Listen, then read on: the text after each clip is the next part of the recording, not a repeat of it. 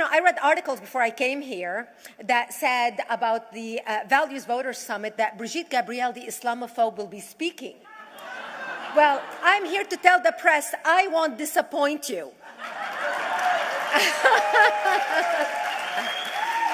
As you very well know, I am not politically correct, so you need to check your sensitivity sleeves out the door. Brigitte Gabriel has just entered the room. So what I'm going to do right now is I'm going to crunch 1,400 years of Islamic history in 5 minutes and make it as exciting as I can possibly make it, because I hated history when I was a little girl. At this age, I appreciate history. And now I understand why they say those who don't learn from history are doomed to repeat it. In order for you to understand why Western civilization is very different than the Islamic world, you need to understand the history of Islam.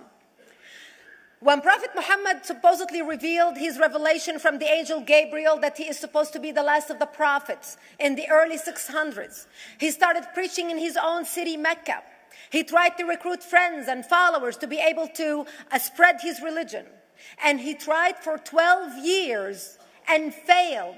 And after 12 years, he was only able to recruit his immediate family and friends.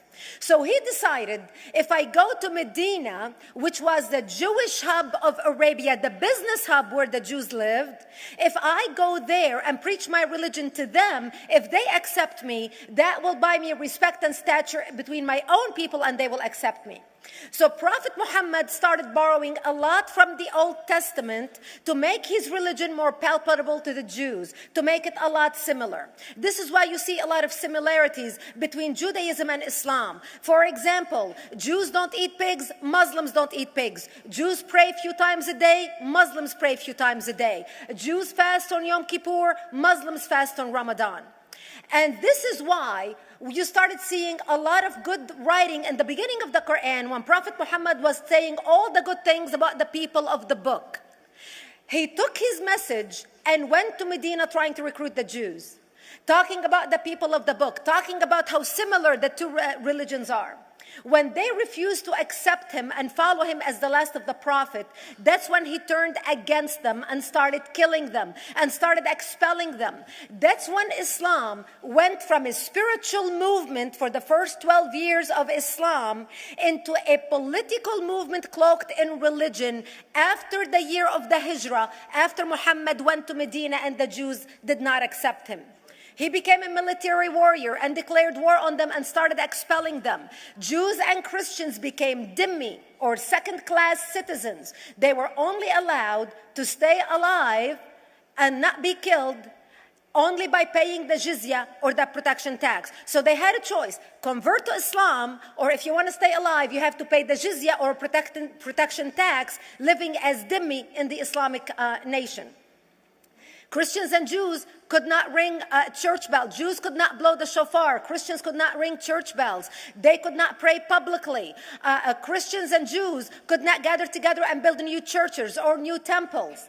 And the way they paid the jizya, or the protection tax, was in a monthly ceremony where they would get together downtown and the Jew would kneel on his knee and hand his goods to the mullah, who would take the goods as the price for buying the protection. And in many areas, Jews and Christians were given necklaces to wear as a receipt that they paid their jizya, or their protection tax. Jews considered najis under Islam. Najis is bodily fluid. Najis is garbage. Najis is dogs. Najis is dirty. So Christians and Jews were treated as second-class citizens. Islam continued to grow. As Islam grew, more people became dhimmi, or second-class citizens. Jews and Christians were given identifiable clothing. The yellow star, which was given to the Jews, that most people think is a German invention. It was actually an Islamic invention in the 9th century in Iraq by the second Khalif al-Mutawakkil of Iraq, who invented the yellow star for the Jews to be identified as they walked down the street. Because Jews were considered najis, if a Muslim man or a Jew walked on the same side of the street, the Jew had to cross the other side so the Muslim man can walk, so he's not dirtied by the filth of the Jew. Christians were given the zunnar, the belt, which most of you men are wearing right now. That was an Islamic invention for the Christians. Islam continued to grow. They went all the way to Jerusalem. They conquered Jerusalem. Christians couldn't ring their church bells in Jerusalem. The Pope in Rome in 1090 told the Christians, how could you sit idly by and allow your brethren to suffer like this in the Holy Land? You need to go liberate the Christians. You need to go help the Christians. That's why the Crusaders were launched. The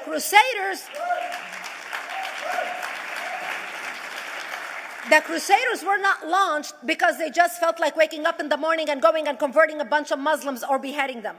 The Crusaders were launched to liberate Jerusalem. And they were able to liberate Jerusalem for less than 100 years before Salah ad-Din al-Ayyubi, Saladin, took it back, and Jerusalem remained under Islamic control until 1967, when the State of Israel liberated Jerusalem, where Christians, Jews, and Muslims could pray under the same sky.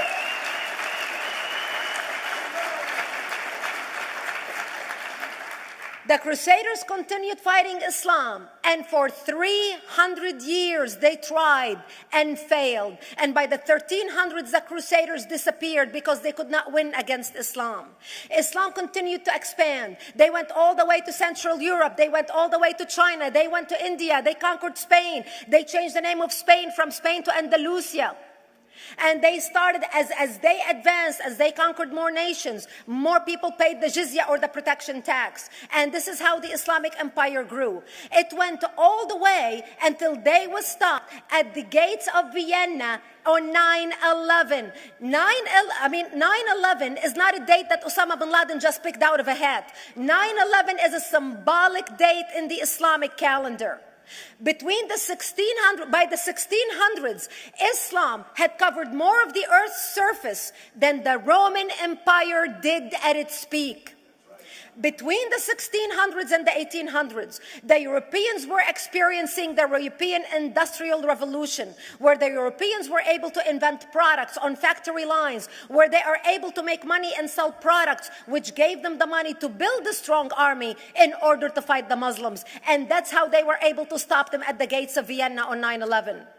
The Europeans started the pushback against Islam. They pushed them out of Europe. They pushed them out of all the way to the Middle East and North Africa. By 1924, the Islamic Empire ended. In 1924, the Islamic Caliphate ended in Turkey by President Ataturk, who was a secularist.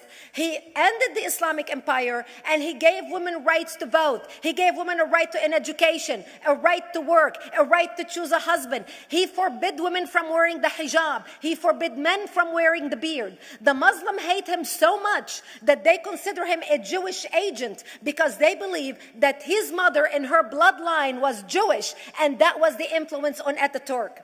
By the time the Islamic Empire or the Islamic Caliphate or the Islamic State ended in 1924, the Islamic Caliphate had existed for 1400 years, and it ended less than 100 years ago. By the time the Islamic Caliphate ended in 1924, 270 million people around the world were killed by Islam. 270 million. And we didn't have weapons of mass destruction, and there was nuclear weapons. All of these people were killed, butchered by the sword. The people in the world, less than 100 years ago, how many people knew this history? Please raise your hand. We in America have failed to educate our children about history. We in America failed to educate our population about history. Our children in high school, you take any 17, 16-year-old kid, 18-year-old kid, and ask them about World War II. They can't even tell you what happened in World War II. For them, it's ancient history, and we still have our World War II veteran walking among us. That's how little we know of history. Islam ended in 1924, the Caliphate. People thought the Caliphate will never be resurrected. The Caliphate will never come back. But two things happened in the Middle East. In the last century, that made the Islamists be able to resurrect the caliphate. Number one is the discovery of oil in Saudi Arabia, which we were able to discover and were stupid enough to allow them to nationalize it. And the number two that happened was Ayatollah Khomeini coming to power in 1979. That gave the Islamists the money and also the spiritual covering in order to explode on the world stage. And people say, oh, well, the Wahhabis exported their Wahhabi radical religion. The Wahhabis are the name of Wahhab. They're not a different sect of Islam. They follow the authentic preaching of Prophet Muhammad, the way Prophet Muhammad lived and practiced his religion. This is why neither you or me or any infidel can step a foot in Mecca, because as far as they're concerned, we are filth. And as infidels, we're not allowed to step a foot, not President Obama and not anybody else. As a matter of fact, Al-Qaeda used to use Saudi Arabia and its success as an excuse to recruit members, as the example to show them how Allah has blessed Saudi Arabia because of the way they adhere to the tenets of Islam. And today we talk about ISIS. ISIS is not a new invention. ISIS resurrected the caliphate that ended less than 100 years ago. Except we are too ignorant and too uninformed to understand what ISIS is doing and why ISIS is succeeding.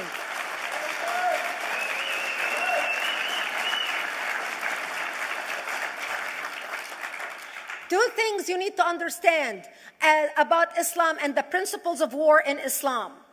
One is the law of taqiyya, which means lying and deception. It means that a Muslim man can lay his hand on the Quran and swear that he is telling the truth, knowing that he is lying, but also knowing that the Quran will forgive him because he is advancing the cause of Islam. The second thing you need to know about is that the Treaty of Al-Hudaybiyah, which is an Islamic principle of war and a model on how to deceive your enemy when you have to sign peace treaties with your enemy. And it is based on an example by Prophet Muhammad. Prophet Muhammad was attacking the Meccans and their caravans when he was living in Medina. One day he attacked them because this is how he got the goodies. He would attack them, rob them, and spread the goodies among his men. And this is how he was able to recruit, because this is how people made money without working. And so he attacked the Meccan caravans. When he realized he's not able to defeat the Meccans in that city of Al-Hudaybiyah, in that place, he signed a 10-year treaty with them. Does that sound familiar? Yes. A 10-year treaty with them that says he will not attack them, he will have peace with them, he will not declare war on them. Muhammad used the treaty for 2 years to build his military, strengthen his army, and when he realized he was strong enough to attack his enemies when they least expected it, because they thought they had a peace treaty with Muhammad, he broke the treaty, attacked them 2 years later, and Mecca fell within 24 hours because they were not expecting the attack. And that became a principle of war in Islam. And to give you an example of how that is practiced, this is why anything signed with Iran means nothing to them. And to give you an example of how this law has been put to use in recent history, Yasser Arafat, who's not an Islamist, but he is a Muslim, met with the Israelis and signed the Oslo Accord in 1993. Remember all the handshaking at the lawn of the White House?